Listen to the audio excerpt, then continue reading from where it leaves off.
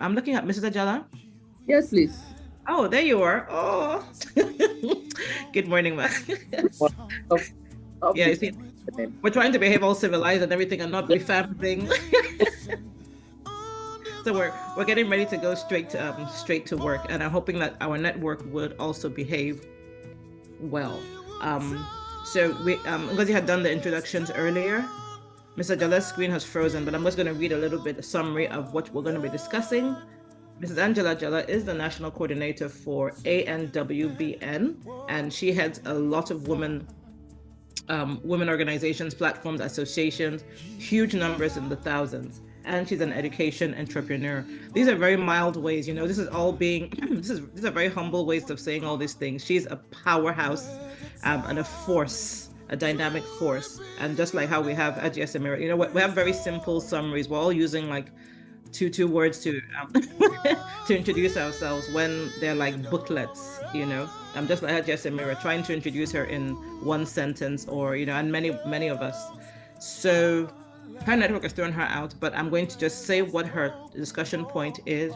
We're going to be discussing how parents and schools can align age and maturity through building future skills. We've used the term skills quite a bit. We've used the terms entrepreneurship. I'm going to count down 30 seconds in my head once again, and hopefully she is able to join back. Hopefully her network is working. If not, we will decide whether to go straight to the poll and then she joins the second half, or we would either bring up one of our other speakers. So Dapo and Adiba, you can let me know if that's something you want us to do. Let's run to the polls. We'll run to the poll. Okay, so we're still giving about 30 seconds to see if she's able to come back up. If she's not, then we'll do the poll, and I would hand over to you from there. We'll do the polls, and then after the poll, Ngozi would take over the conversation from there, and I will be listening in as I go to work. So Ngozi and Nogeru, she'll be taking over. So 30 seconds, we're still counting down. But how's it been? We've had a great experience. The chat area is smoking. I'm loving the Awesome. I'm telling you, we have some great participants. For people who, this is your day off. I don't have a day off. I'm going to work.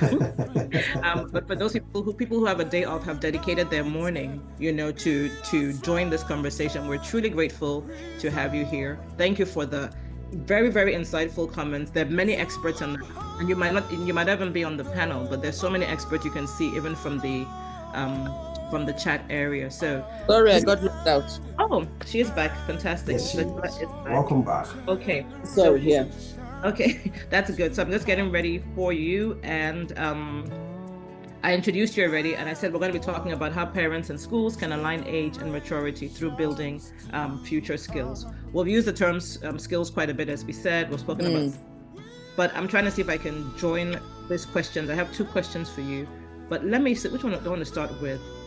How can schools, the school communities and parents work together to ensure that age and maturity align for students' academic growth and future skills development? How do we work together so that our students, or when they come out into the workforce, like here, there's something they say is either you're going to be enlisted, employed, or there's something else they say. They have like these 3 E's. So when you finish high school, you must be useful.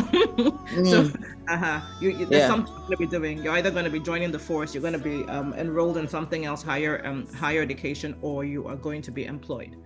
So there's something that you're doing. So how can schools and parents work together to ensure that this age and maturity align for students' academic growth and future skills development? Okay, thank you very much. We go back to some of the things that have been said by some of the panelists. Synergy with stakeholders, because the government can be doing something different and we are doing something different. It's all about the Nigerian child, and it's important that there's a synergy with all stakeholders. I remember when we thought the curriculum was a bit outdated and we needed some vibe in it. And we went to see the Minister of Education then, to see how do they have a committee on that? How can the private sector, how can our voices be heard in that curriculum development? They felt we wanted to come and take their job, but we just wanted to put our input there because we're the ones on the field also. and we thought through research we could work together with them. But that wasn't welcome then. It's important for government to see that we're partners in progress and we must be on the same page. Now, looking at the age issue, we need to see what is the policy sensitization and the implementation framework that needs to be in place. And, when I was looking at it, I was thinking, should we begin to also take a gap year, in Nigeria? Should we look at the issue of a gap year? When is it appropriate to take that gap year? Is it after the JS3, before you enter the senior secondary, you take off a year to put in all the skills necessary to align yourself with what the future will look like, to see the process, the path, the career you want to take, and to have a chance to build all the soft skills that will be needed. And then when you come back into senior secondary, you are a bit matured, you are settled, you already have a direction of the future, you can finish SS3, with a more better approach and stability to enter the tertiary institution, looking at things like that. Those are the conversations we should be having, because children are losing their childhood. They're no longer growing. They are just pushed immediately into what they are not ready for. We should remember that childhood is not a race.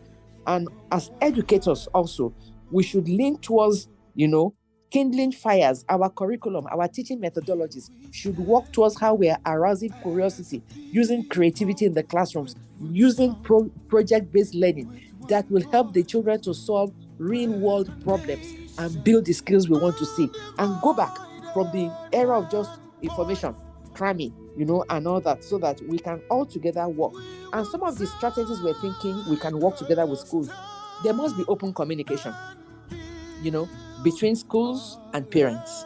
We must have those conversations, either at our parent-teachers forums or whatever it is, so that parents begin to understand each child's developmental milestones, how it is different, how the emotional well-being is important, so that we're on the same page.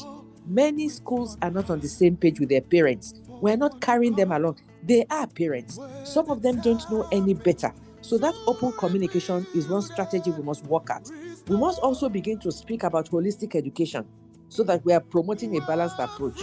There's no way we can do academics and not balance it with the emotional, with the social, and the physical development. It is a holistic thing, because we're preparing children for real-world challenges, and we need to align their personal growth with their academic expectations. Parents don't even know this. They are just eager. They want to brag. They want to boast. My child has finished at the age of 14. Finished to do what?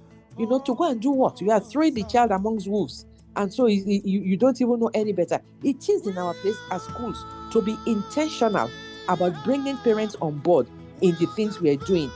Our guidance and counseling, we need to offer children, provide insights into the age-appropriate expectations and the developmental milestones that will make sure that every student receives the support, parents are in the loop, the information is there for everybody, and they can begin to see what we are doing. So that's very important as far as I'm concerned, and schools need to begin to change their method, even scientifically. I was reading a scientific thing about the development of the brain, and they were saying, at the age of 12, that is even when a particular part of the brain matures, something special, something. Then at the age of 18 to 25, that is when the frontal lobe matures. So there are certain things that have not even matured when we throw the children out into the world. And we need to make sure that we're putting this conversation out there. Then, when we talk about strategies that we can also use to encourage a well-rounded development, I don't know if you want me to quickly speak to that. You are muted. Yes, please, ma'am. Okay. Yes, please.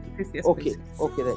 Whatever we do as a school, we must put side by side the parents' version so that they can be in the loop with us. So if as a school, we offer career counseling, we offer workshops to expose our children to the different career paths, we're providing internships, we're looking at what they can do, we should also make sure parents are encouraging those discussions at home. They are offering support in terms of researching those options, in terms of helping their children understand the practical implications of their academic choices. Anything we do, that support, that working with parents is so important. We can't do much without their input, without their support, because their mindset is different. A parent is looking at how to cut short the payment of fees. Instead of paying fees for 3 years, can I just do 2 years and save 1 year's fees and let the child move into this class and all that? The parent is not seeing the implications and what it is and how it will affect the personal growth and success of the child. And so we must have an informational session regularly with our parents, showing them what we are doing.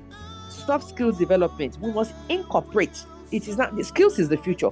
Many people know that skills is the future. So any school that is not intentional about skills now, will have a problem, because that is the future. Because we must begin to incorporate the soft skills into our curriculum. How will helping the children to learn teamwork, communication, adaptability, leadership?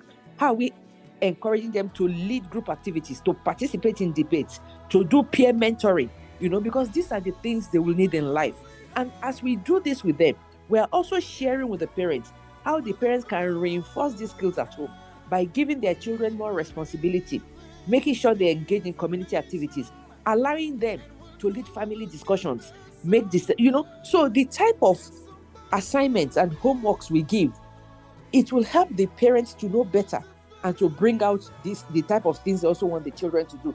So I think it is something we need to work together with them. We can't just be doing it and we're not carrying them alone. Can there be exceptions? When we talk about the gifted and the exceptional child, people say, yes, there can be exceptions. But in the place of exception, the child is still a child. And so, what is the place of the framework that looks at the gifted child? What is the criteria that says this is a gifted child? You are going to waste the time of the child if you allow the child to do this next class. There's no framework in place. There's no standard in place. We all just take it as it is. And some schools even take it as what their parents want. A parent will skip nursery class 2 and jump to primary 1. We skip primary 6, jump to GS1. We skip. And then later in life, we should be the ones educating them. We should be the ones telling them the right things to do and making sure that in our own schools, for the school of today, you can't do without looking at mental health, emotional intelligence. You can't global awareness, cultural competence. The curriculum has changed. Forget the subjects we're teaching. The curriculum has changed for the global world our children are going into. So we must prepare them. And we are not only preparing our children, we have seen that it is now time and very important to prepare the parents too, to be on the same page and to understand what the future is looking like. In the long run, it is the personal success of the child that is important to us. And we need to share that larger picture with every parent in our community. Thank you very much. Woo! Can someone fan the flames? This is hot. This is getting so hot and absolutely mind-blowing. Thank you so much, Mrs. Ajala.